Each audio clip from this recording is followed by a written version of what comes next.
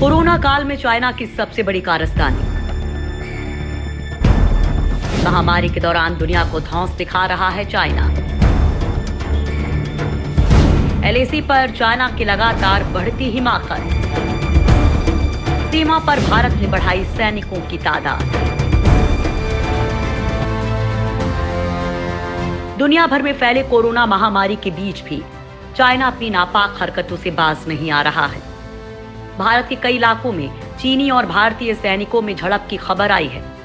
पूर्वी लद्दाख के पेंगोंग सेक्टर में दोनों देशों की सेनाओं के बीच झड़प के कारण तनाव चरम पर है। सबसे बड़ी बात यह है कि चाइना ने पहली बार सिक्किम में भी हरकत की है।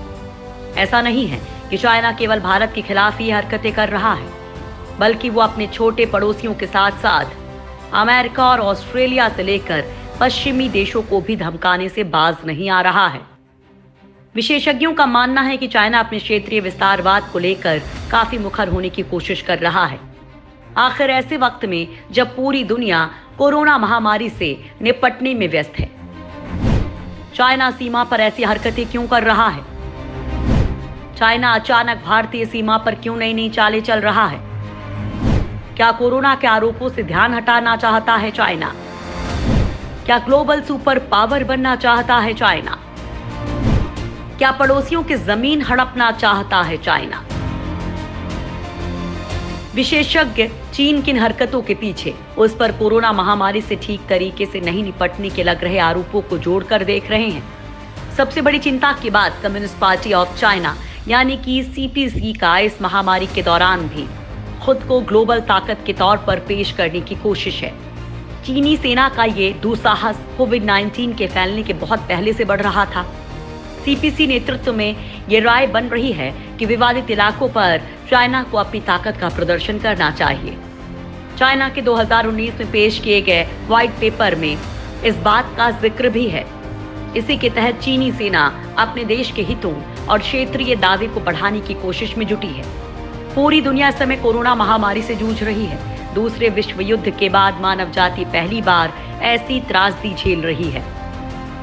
दुनिया के देश इस महामारी के कारण अर्थव्यवस्था पर पड़ने वाले असर को संभालने में जुटे हुए हैं। कोविड-19 के पहले वाली दुनिया अब नहीं रही है, लेकिन इन सब से इतर चाइना में चीजें अपनी गति से जारी हैं। चाइना इस महामारी में भी खुद को दुनिया के सामने ग्लोबल ताकत के तौर पर पेश करने की कोशिश कर रहा है। खास बात यह है कि चाइना इस संकट के काल में दुनिया के साथ मिलकर इस महामारी को रोकने की कोशिश का इच्छुक नहीं दिख रहा है, बल्कि वो अपने छोटे पड़ोसियों को धमकाने में व्यस्त है। वियतनाम और फिलीपींस जैसे देश केवल कूटनीतिक तरीकों से ही चाइना की चाल को मात देने की कोशिश कर सकते हैं। साउथ चाइना सी में पिछले महीने चीनी सेना ने अभ्यास किया था। चीन चल रहा अपनी पुरानी चाल। डिफेंस एक्सपर्ट्स के मुताबिक चाइना इस इलाके में अपनी पुरानी चाल ही चल रहा है। चाइना इस क्षेत्र पर लंबे समय से दावा करता रहा है और वो साउथ चाइना सी में आक्रामक होकर इसी रुख को दोहराने की कोशिश कर रहा है। चाहे कोविड-19 होता या नहीं होता, वो अपनी इस हरकत से बाज नहीं आने वाला था। चाइना स्मॉलिंग साइजिंग यानी किसी चीज को धीरे धीरे छोटा करने वाले तरीके का इस्तेमाल कर बड़े इलाके पर दावा करने की कोशिश कर रहा है। चाइना छोटे छोटे कार्रवाई करके बिना तनाव को बढ़ाए वो वास्तविक स्थिति को बदलने की कोशिश में जुटा है।